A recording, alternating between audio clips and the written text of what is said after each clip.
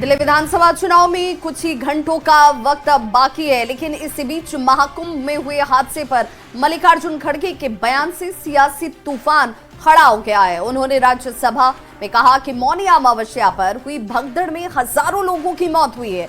खड़गे के इस बयान के जवाब में बीजेपी ने आरोप लगाया कि कांग्रेस महाकुंभ में हुए हादसे पर राजनीति कर रही है।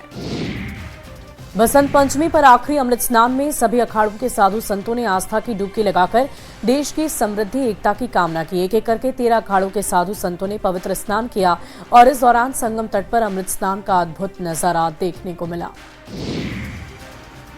दिल्ली विधानसभा चुनाव में वोटिंग से काउंटिंग तक जो पहरा है वो बेहद सख्त रहने वाला है। जितने भी संवेदनशील बूथ हैं वहां पुलिस का पहरा बेहद सख्त दिखेगा। दिल्ली के सीपी क्राइम के मुताबिक मतदान के दौरान पूरी दिल्ली छावनी में तब्दील रहने वाली है और इस दौरान दिल्ली पुलिस के साथ साथ पैरा मिलिट्री फोर्सेस भी तैनात रहेंगे। ड्रोन और सीसीटीवी कैमरे से भी नजर रखी जा रही है।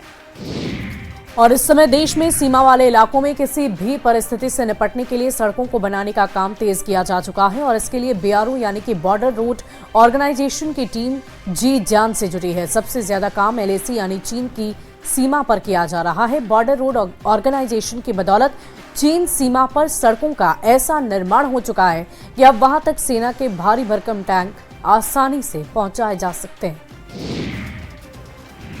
चीन ने अमेरिकी राष्ट्रपति डोनाल्ड ट्रंप के टैरिफ वॉर के बीच पलटवार किया है। अमेरिका पर 10 से 15% का यह टैरिफ लगाया गया है। चीन के कदम से वैश्विक स्तर पर हलचल तेज हो चुकी है।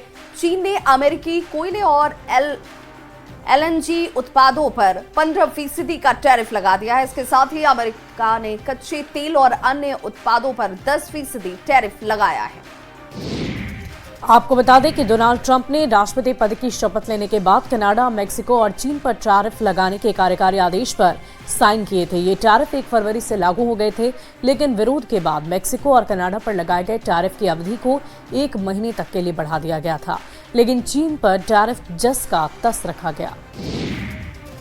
उत्तराखंड में मई महीने से 4 धाम यात्रा शुरू हो जाएगी। वहीं भीड़ को कंट्रोल करने के लिए थामने को लेकर काम 4 धाम यात्रा में चुनौतीपूर्ण होता है। ऐसे में 4 मई से क्राउड मैनेजमेंट के ऐसे ही प्लान पर उत्तराखंड को अभी से काम करना होगा।